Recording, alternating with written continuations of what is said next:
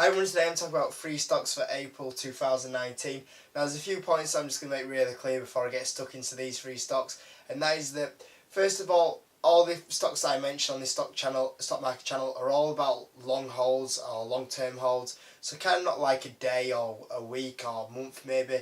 This is kind of looking from the point of view of a year to probably 5 years, somewhere around that range, so 1 to 5 years, and that's the kind of view that I'm taking from today and from all my videos on this channel.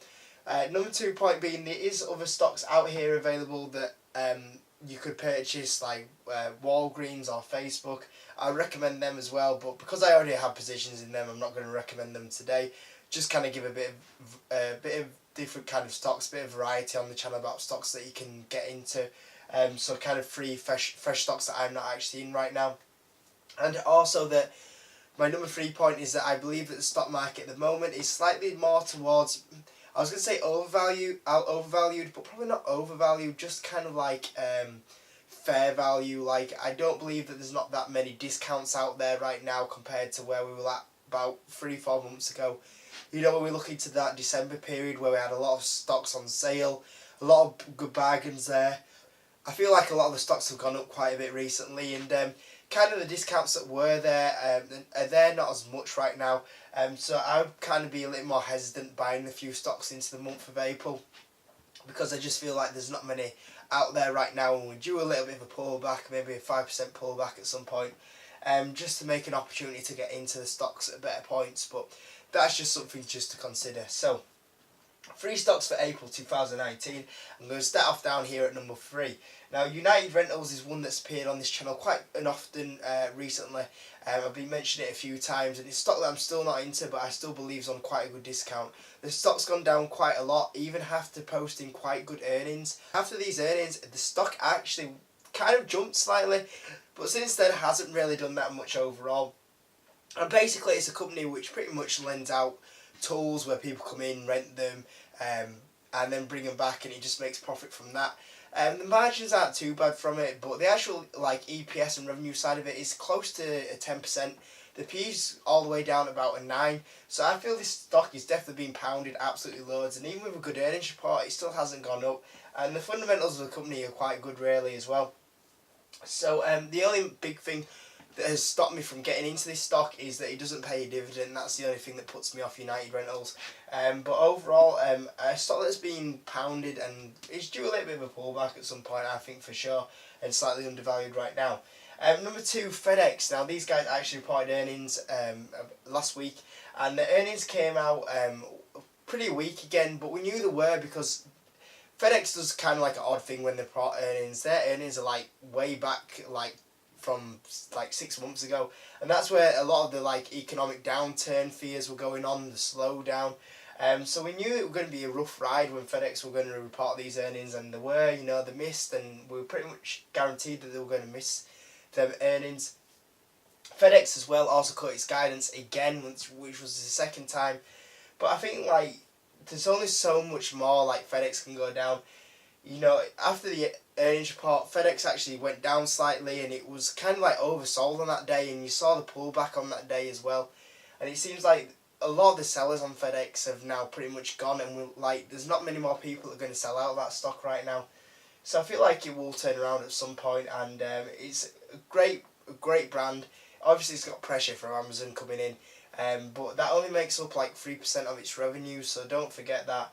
And it's a great dividend play overall. So FedEx for me, it's been beaten, it's been bruised, but eventually it's going to come back, and there's only so long that it can stay down for, and it's pretty much down as much as I think it can go now overall. And it's just, for me, I think it's another one of those stocks that the media hates as well, and it always takes a beating from the media, like the Facebook as well.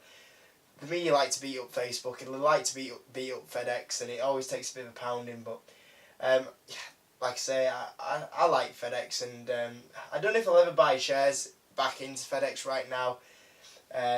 Maybe I'll see, but I still think that it's not in a bad position if you were to get in right now. Number 1, the stock that's kind of everyone's been talking about last month, which was Boeing. Now, obviously, this is on a little bit of a discount, a little bit of a pullback because of the investigation going on behind the Max 8 and Boeing potentially being at fault for it. And all the the Max 8's getting grounded everywhere, and the investigation going on. And this is something that we'll probably see for a good year. It's not over at the moment. It's not something that goes away overnight for Boeing. And to be honest with you, I actually felt that all this Boeing wasn't oversold. I felt like Boeing was going to have so much of a bigger pullback. I thought Boeing would be going down below 350. And I was kind of like, if this is getting below 350, this is where I'm going to look to get back into.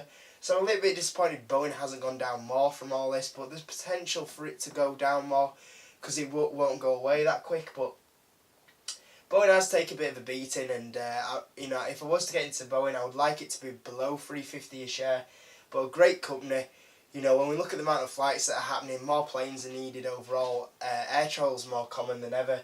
And Boeing are a big part of that currently right now. So Boeing over the long term, it's going to be a great company. It's great EPS growth, the dividend play on it, the buyback play on it. From that side of it, it's going to be fantastic. Obviously, it could be having a rough year because of all this crash investigation that's going on, and that's something you've got to be prepared of in the short term.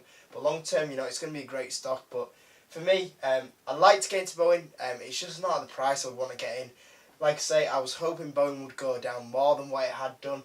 I'm surprised it's actually stayed up in that 370 range, to be honest with you. But yeah, I am watching Boeing closely, and if it does go below the 350 range per share, that's more than likely where I'd look to get into if I was. That's the video today, guys. 3 stocks for April 2019. I hope you enjoyed this. I hope you enjoyed the free picks. Free stocks that I'm not currently into right now. And I hope it gave you some useful information and some stocks to look at in April.